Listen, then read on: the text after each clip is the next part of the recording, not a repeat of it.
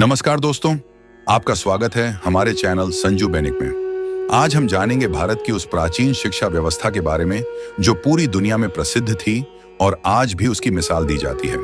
एक ऐसी शिक्षा व्यवस्था जिसमें केवल ज्ञान नहीं बल्कि मानवता, प्रकृति का सम्मान और आत्मिक विकास पर जोर दिया जाता था। वह सबसे पुरानी यूनिवर्सिटी नालंदा और तक्षशिला जैसे विश्वविद्यालय सिर्फ शिक्षण के केंद्र नहीं थे, बल्कि ज्ञान, संस्कृति और अध्यात्म का अद्वितीय संगम थे।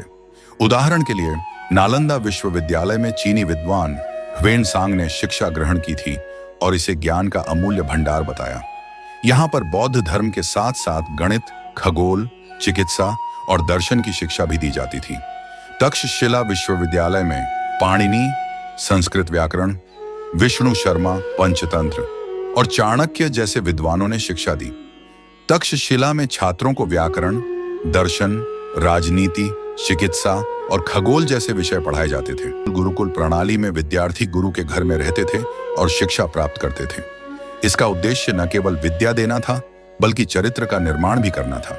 रामायण में राम और लक्ष्मण ने अपने गुरु वशिष्ठ के आश्रम में शिक्षा पाई थी, जहां उन्होंने शस्त्र विद्या के साथ साथ आत्म संयम और अनुशासन का भी पाठ सीखा। कई बड़े मंदिरों में भी गुरुकुल होते थे। जैसे कांचीपुरम के एक मंदिर में गुरुकुल था, जहां विद्यार्थियों को वेदों, उपनिषदों और अन्य शास्त्रों की शिक्षा दी जाती थी। भारत की शिक्षा व्यवस्था से अनेक महान विद्वान उत्पन्न हुए हैं, जैसे आर्यभट्ट, जिन्होंने शून्य और दशमलव प्रणाली का आविष्कार किया, जिससे आज की गणितीय गणनाएं संभव हो सकी। पतंजलि, जिन्होंने योग सूत्र की रचना की, जो आज भी योग के अनुयायियों द्वारा पढ़ा और अभ्यास किया जाता है। चाणक्य, जिन्हें कौटिल्य के नाम से भी जाना जाता है, उन्होंने अर्थशास्त्र लिखा, जो राजनीति और अर्थव्यवस्था पर आधारित था। चार वेद, उपनिषद, रामायण, महाभारत, भगवद गीता भारतीय शिक्षा व्यवस्था में धार्मिक ग्रंथों का अध्ययन महत्वपूर्ण था। ऋग्वेद में प्रकृति, भगवान और मनुष्य के बीच के संबंधों का वर्णन है। भगवद गीता, जो महाभारत का हिस्सा है, में जीवन के रहस्यों, कर्तव्य और आध्यात्मिकता का ज्ञान दिया गया है। अर्जुन और भगवान श्री कृष्ण का संवाद आत्म साक्षात्कार का प्रतीक है। उपनिषदों में गहरे दार्शनिक विचार हैं, जो आत्मा और ब्रह्मांड की गहराई को समझाते हैं। ज्योतिष, खगोल विज्ञान, गणित, आयुर्वेद, प्राचीन भारत में इन विषयों का ज्ञान गहन और विस्तृत था। वराह मिहिर ने खगोल शास्त्र में ग्रहों और तारों की गति का अध्ययन किया। उन्होंने पंचांग बनाने में महत्वपूर्ण योगदान दिया।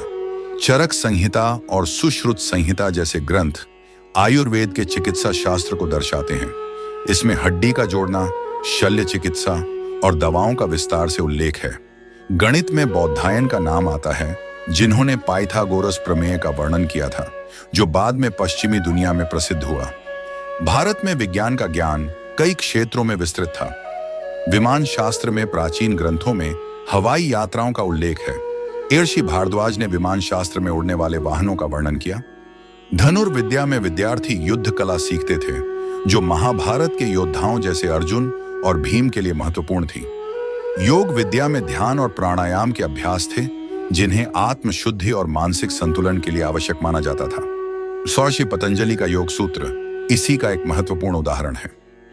मंदिरों की अद्भुत वास्तुकला भारत के प्राचीन मंदिर विज्ञान और वास्तुकला का उत्कृष्ट उदाहरण है। कोणार्क का सूर्य मंदिर इस प्रकार बनाया गया है कि सूर्य की किरणें सीधे मंदिर में स्थित भगवान सूर्य की मूर्ति पर पड़े। खजुराहो के मंदिरों की वास्तुकला अद्भुत है, जो हर कोण से उत्कृष्ट दिखाई देती है। ये मंदिर मानवीय जीवन के विभिन्न पहलुओं को दर्शाते हैं। बृहदीश्वर मंदिर में एक ही पत्थर से बनी हुई एक विशाल नंदी की मूर्ति है। यह स्थापत्य और शिल्पकला का अद्वितीय उदाहरण है। भारत की शिक्षा प्रणाली में यह सिखाया जाता था कि प्रकृति का सम्मान करना चाहिए। पेड़ पौधों, नदियों, पर्वतों को पूजनीय माना गया।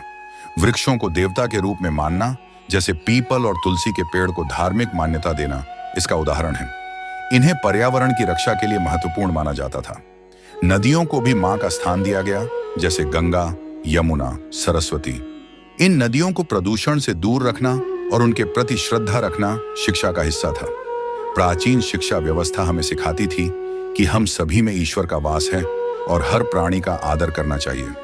अहिंसा परमो धर्म का सिद्धांत महात्मा बुद्ध, महावीर स्वामी और महात्मा गांधी ने अपनाया, जो मानवता के प्रति प्रेम और सम्मान को दर्शाता है। यह सिखाया जाता था कि सभी जीवों में एक ही ईश्वर का अंश है, जिससे हमें सभी से प्रेम और करुणा से व्यवहार करना चाहिए। इन सभी उदाहरणों से स्पष्ट होता है कि प्राचीन भारतीय शिक्षा प्रणाली केवल बौद्धिक ज्ञान तक सीमित नहीं थी, बल्कि इसमें जीवन जीने का एक दर्शन और समाज को संगठित रखने का एक मार्गदर्शन भी था। तो दोस्तों, ये थी हमारी प्राचीन भारतीय शिक्षा व्यवस्था, जो केवल एक ज्ञान का स्रोत नहीं थी, बल्कि मानवता, प्रकृति और आध्यात्मिकता का एक अद्वितीय संगम थी। इस शिक्षा प्रणाली में न केवल हमें विद्या दी जाती थी, बल्कि यह भी सिखाया जाता था कि कैसे जीवन को सार्थक बनाना है। यह शिक्षा केवल किताबी ज्ञान तक सीमित नहीं थी, बल्कि जीवन के हर पहलू जैसे योग, आयुर्वेद, खगोल शास्त्र, ज्योतिष और वास्तुकला में हमें परिपूर्ण बनाती थी। आज हमें गर्व है कि हम ऐसे महान ज्ञान और संस्कृति की संतान हैं।